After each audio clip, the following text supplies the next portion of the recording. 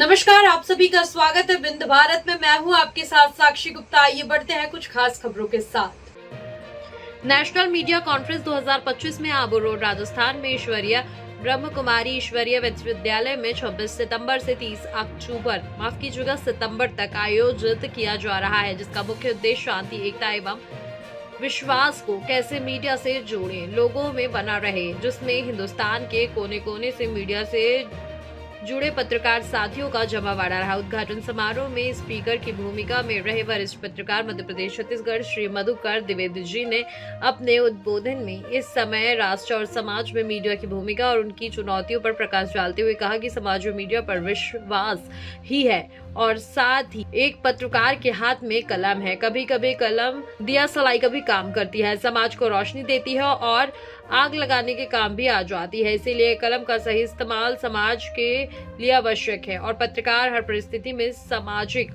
और समाज के साथ खड़ा रहता है। इस कार्यक्रम में रीवा जिले के हमारे संवाददाता Dinesh Dwivedi national media conference में हिस्सा बने।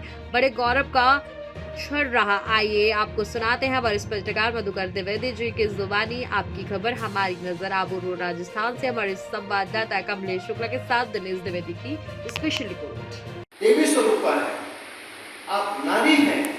भारतीय नारी पूजनीय होती है, वंदनीय होती है, लेकिन अगर वो नारी किसी ब्रह्मा कुमारी के संपर्क में आती है तो वो, मैं तो ये कहूँगा कि उसका जो स्वभाव है वो परिवर्तित होता है और उससे उसका मिलन जो होता है उसके पारिवारिक जीवन में बड़ा सुखदायक होता है। ये मेरी विनती है बहनों से कि ब्रह्मा कुमारी बहनों से जरूर जुड़े, उनके ज्ञान से, ध्यान से, तपस्या से आप लाभान्वित हो। मित्रों, मैं ब्रह्मा कुमारी बहनों को सरस्वती स्वरूपा कहता हूँ। आखिर सरस्वती जी का यही तो स्वरूप था। या देवी या तुषार हार धवला या शुभ्र वस्त्रावृता, माँ सरस्वती का यही तो स्वरूप था जो आज स्वरूप हमारी ब्रह्मा कुमारी बहनों का।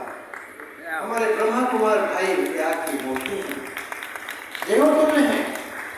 देवों का संदेश, शिव बाबा परमात्मा का संदेश समाज में दे रहे हैं। हमारे राजयोगी आदि प्रकाश जी जैसे ये तो संत लोग हैं, उनका सारा जीवन त्याग, तपस्या, साधना से परिपूर्ण रहा है। इन ऐसे तपस्वी के तो दर्शन का ही पुण्य होता है। तो ब्रह्मा कुमारी संसार पूरे समाज में जो शांति, सद्भाव, एकता, प्रेम, सबका संदेश दे रही है वह। मैं इस सब सभागार में ही देख रहा हूँ, मुस्लिम बंधु भी बैठे हैं, सरदार जी की पगड़ी भी मुझे नजर आ रही है, मुस्लिम बंधु भी बैठे हैं। हिंदू मुस्लिम सिख ईसाई का संगम इस हार में दिखाई दे रहा है और यही हमारी राष्ट्रीय एकता का प्रतीक है।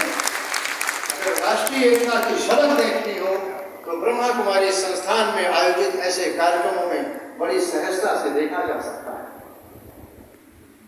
हमारे सम्मान में ब्रह्मा कुमारी के मित्र हम लोगों को नारद की उपाधि देते हैं। हमें नारद का वंशज है, हम हो सकते हैं नारद के वंशज, इस संस्थान का बड़प्पन है, लेकिन ये लोग भी उसी देवर्षि परंपरा के संवाहक हैं। इसी स्थान पर, इसी अरावली की पर्वत श्रेणी में ब्रह्मा बाबा ने तपस्या की और इस संस्थान का जन्म तपस्या की प्रतिमूर्ति है, तपस्या की उपज है।